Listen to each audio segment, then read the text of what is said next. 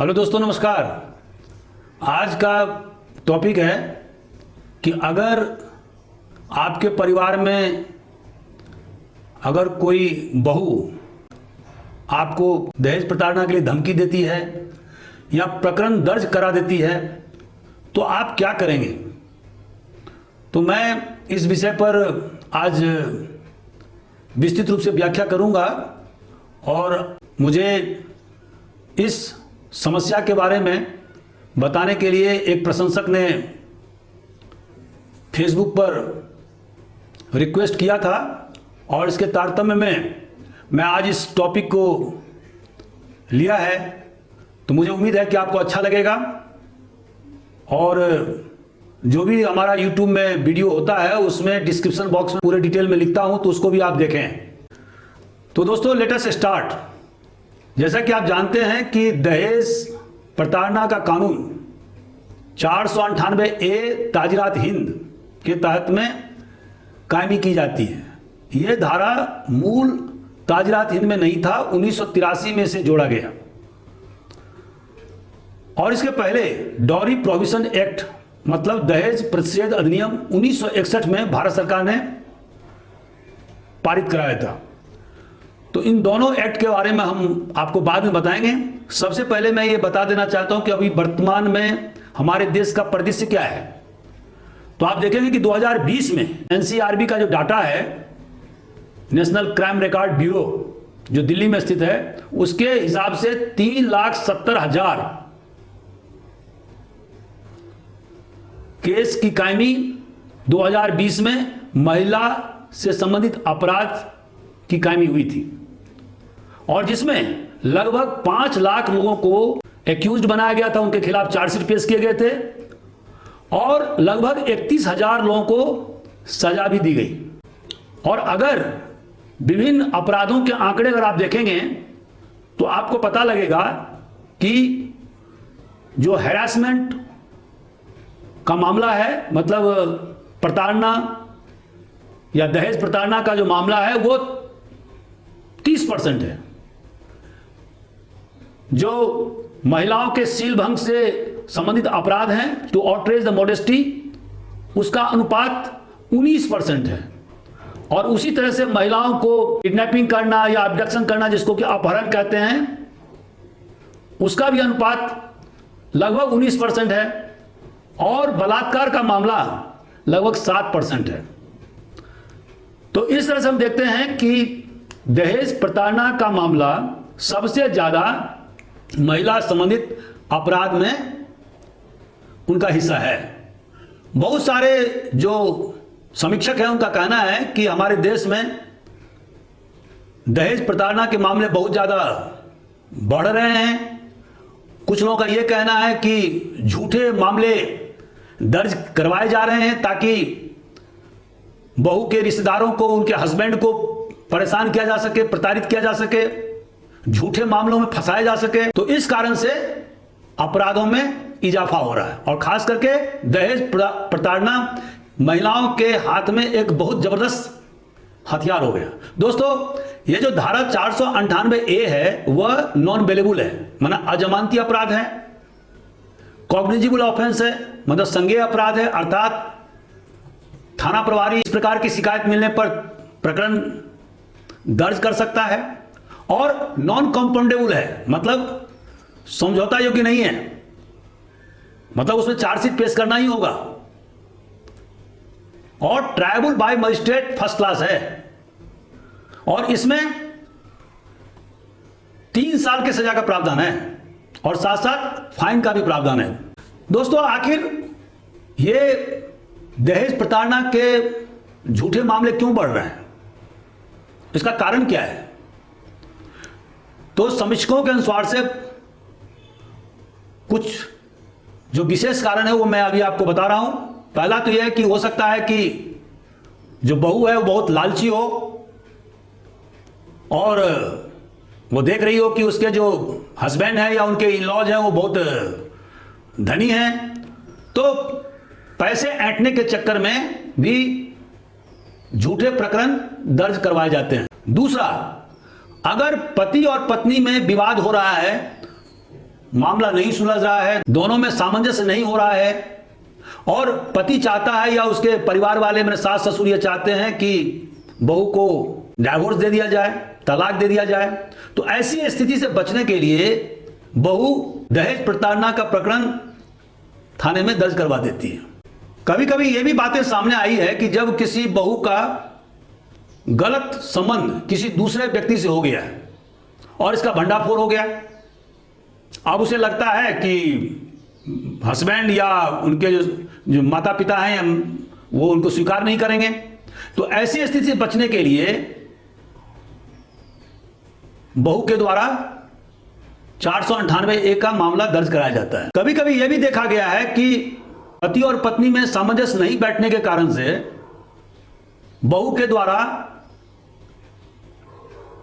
धारा 406 माने अमानत में खयानत, मतलब जो महिलाओं को स्त्री धन मिलता है, अब वो आरोप लगाती हैं कि हमारा सोना चांदी जेवरात जो हमें स्त्री धन के रूप में मिला था उसे हमारे पति ने और सास ससुर ने गायब कर दिया, तो धारा 406 का बनता है। कभी कभी धारा 377 आईपीसी का भी आरोप लगाती हैं, जिसमें कि ये बताया जाता है कि उन्होंने माने हस्बैंड ने उनके साथ में अप्राकृतिक यौन संबंध स्थापित किया था।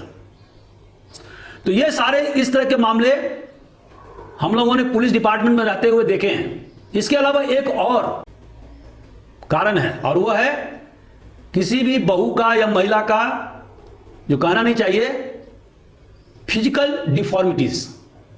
कुछ महिलाओं में कुछ स्पेशल टाइप की सेक्सुअल डिजीज जो सफर करती हैं और जिसके कारण से उस तथ्य को पाने के लिए धारा 498A के तहत में अपने पति या अपने सास ससुर के खिलाफ में प्रकरण दर्ज करवा देती है। तो ये 4-5 कारण मैंने चिन्हित किए हैं जिसके कारण से आजकल पति और उसके माता पिता के खिलाफ बहू के द्वारा दहेज प्रताड़ना के प्रकरण दर्ज करवाए जा रहे हैं और इसी कारण से इस प्रकरण में इजाफा हो रहा है। पूरे देश में सबसे ज्यादा यूपी में प्रकरण दर्ज हो रहे हैं महिला संबंधी अपराध और दहेज प्रताड़ना से संबंधित मामले, उसके बाद में वेस्ट बंगाल और उसके बाद महाराष्ट्र। दोस्तों, जैसा कि मैंने आपको बताया कि धारा 498A क्या है, यह प्रताड़ना से संबंधित धारा है, क्रूरता से संबंधित धारा है और जिसमें कहा गया है कि अगर पति या उनके रिश्तेदार के द्वारा वाइफ के साथ में, पत्नी के साथ में निर्दयता से व्यवहार किया जाता है जिससे कि वो सुसाइड कर ले या सुसाइड करने के लिए विवश हो जाए या वो अपने शरीर पर गंभीर चोट पहुंचा ले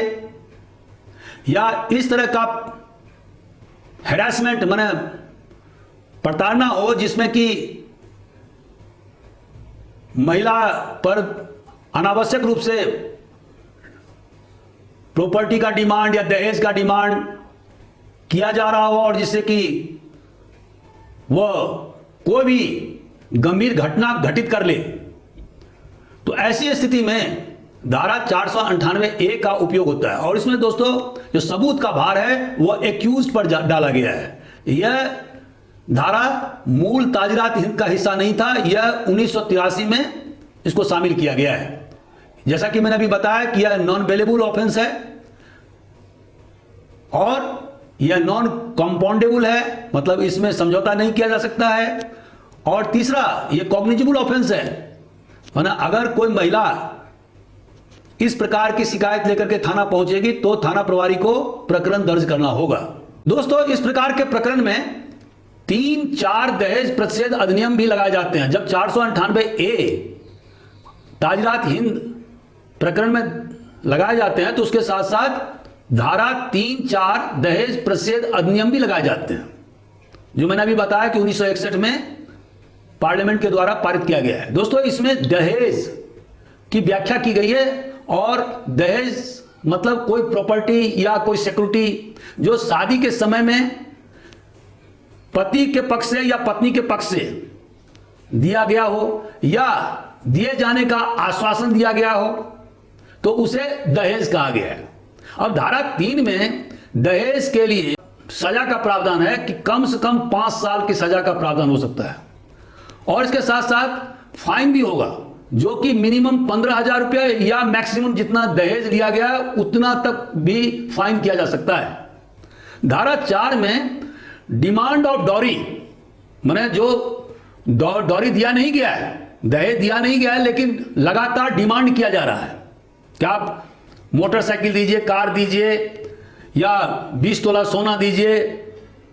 तो अगर डिमांड की बात आती है और इसके कारण से महिला को प्रताड़ित किया जा रहा है, जिसकी व्याख्या हमने अभी 498 आईपीसी में बताया, तो उसमें धारा 4 लगेगा और ऐसी स्थिति में कम से कम 6 महीना और अधिकतम 2 साल तक सजा का भी प्रावधान है। लेकिन इसी एक्ट में उपहार जो दिया जाता है वधू को या वर को शादी के समय में, उसको दहेज की कोटि में नहीं रखा गया है। लेकिन यह कानून कहता है कि आप उसकी एक सूची बना लें कि किसने किसने क्या क्या उपहार या प्रेजेंट दिया और उस सूची को आप रखें।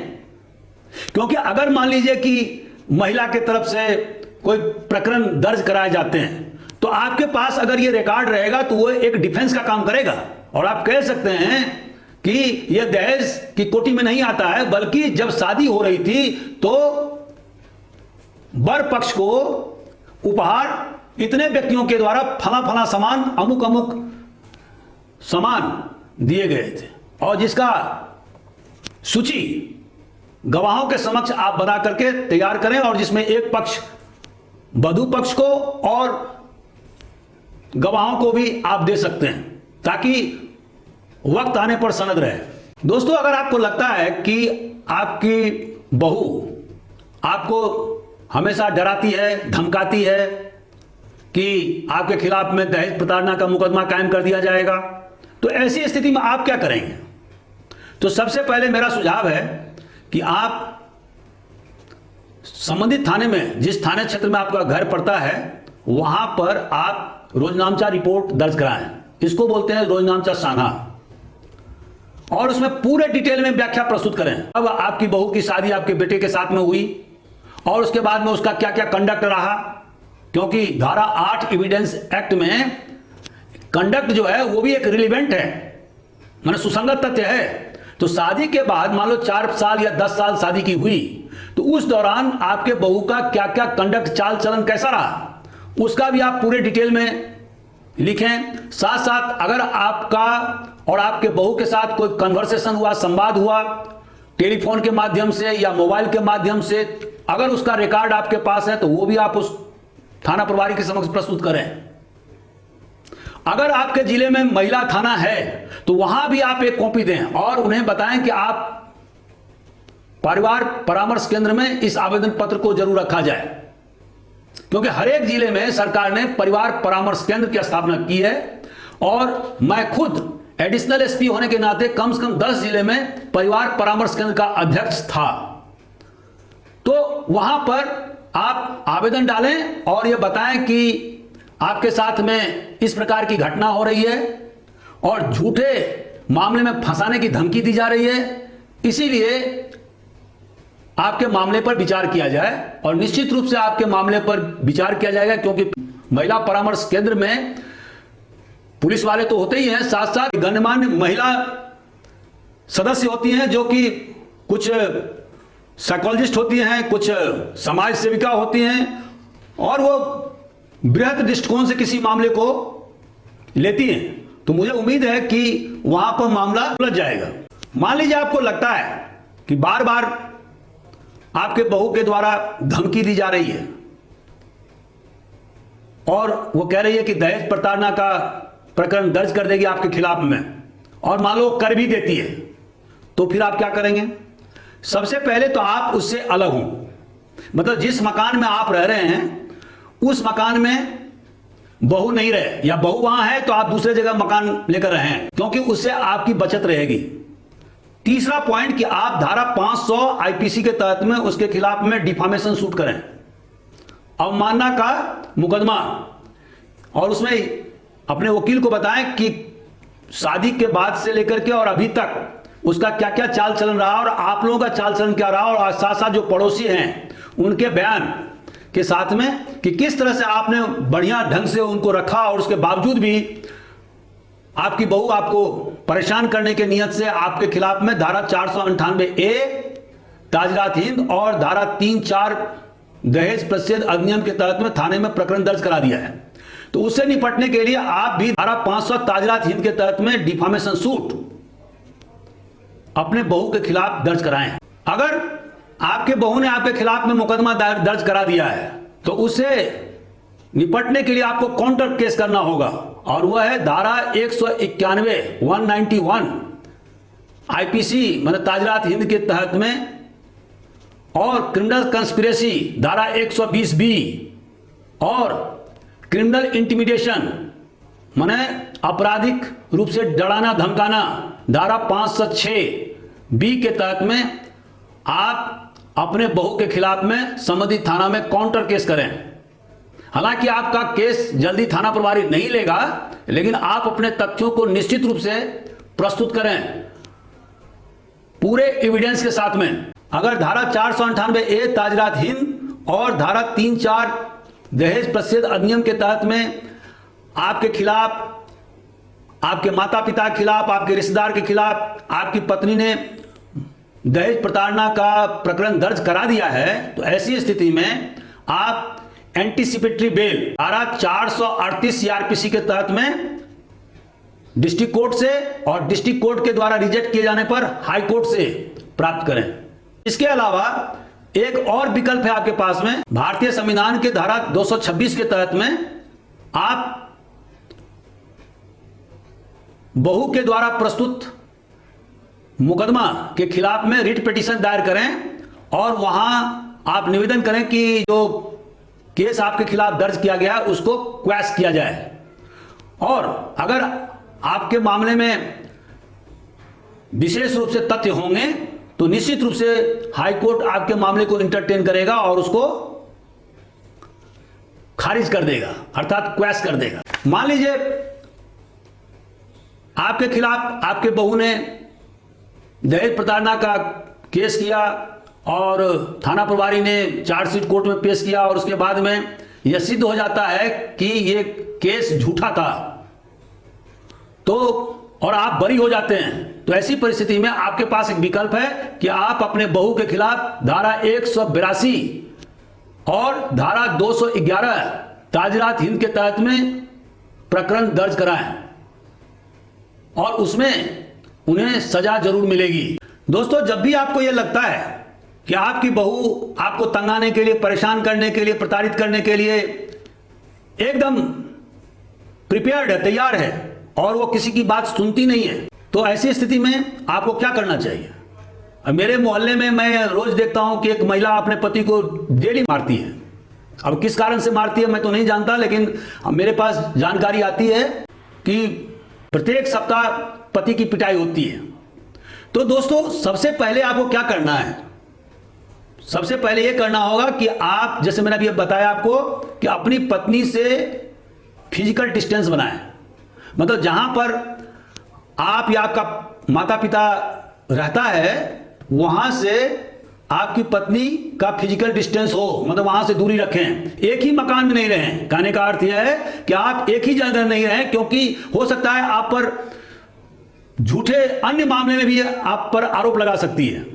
तो उससे बचने के लिए सबसे पहले आप फिजिकल डिस्टेंस निर्धारित करें कि अगर वो इस मोहल्ले में रहती है तो आप दूसरे मोहल्ले में जाकर रहें, नंबर 1। नंबर 2, आप मोहल्ले वालों को और बहू के मायके पक्ष के लोगों को बुला करके मीटिंग आयोजित करें, बैठक आयोजित करें और समझाइश का कोशिश करें ताकि किसी तरह से कंप्रोमाइज हो सके। मुकदमा करने से बेहतर है कि आपसी सामंजस्य से मामले को निपटाया जाए। तो सामाजिक प्रेशर बहू के ऊपर डाला जाए और उसमें उसके मायके वाले ज्यादा कारगर होंगे।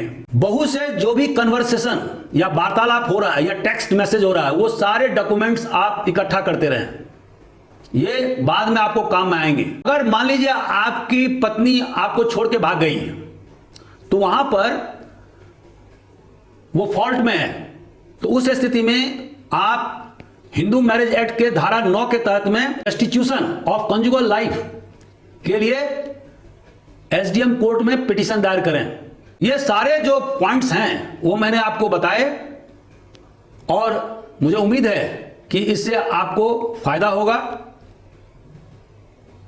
तो निचोड़ यह है कि हमारे देश में जिस तरह से झूठे दहेज प्रताड़ना के केस बढ़ रहे हैं, उससे निपटने के लिए यह जरूरी है कि इसको महिला परामर्श केंद्र हतोत्साहित करे। क्योंकि दोस्तों अभी एक नियम आया है कि सीधे थाना प्रभारी मुकदमा कायम नहीं कर सकता है दहेज प्रताड़ना के मामले में। अगर जो भी आवेदन पत्र थाना प्रभारी को मिलता है तो वह परिवार परामर्श केंद्र को सौंपेगा, और परिवार परामर्श केंद्र की बैठक हर एक सप्ताह होती है। तो वहां पर दोनों पक्षों के बीच में सुलह समझौते कराने के प्रयास किए जाते हैं, और हो सकता है इसमें 2 महीना 3 महीना लगे।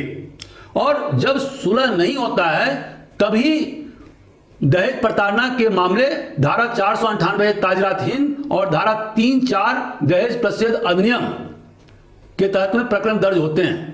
तो यहां पर सबसे जरूरी है कि जो सरकार ने प्रत्येक जिले में महिला परामर्श केंद्र की स्थापना की है उसको सशक्त किया जाए। दोस्तों मैंने अपने 32 साल के पुलिस जीवन में कम से कम 10,000 महिलाओं का घर बसाया, और मुझे इस बात की बहुत खुशी है कि नवविवाहिता दंपति को पुनः उनके कंजुगल लाइफ को एस्टैब्लिश करवाया और वो खुशी खुशी रह रहे हैं। तो हमारा महिला परामर्श केंद्र कितना सक्षम है, कितना कारगर है, वह निर्धारित करेगा कि झूठे मामले, खास करके जो झूठे दहेज के मामले होते हैं उसमें कमी कैसे किया जाए। तो दोस्तों आज का मेरा वीडियो कैसा रहा, आप इसमें अपना मंतव्य जाहिर करें। अगर आप किसी अन्य विषय पर वीडियो देखना पसंद करते हैं तो कृपया कमेंट बॉक्स में जरूर लिखें। Thank you very much.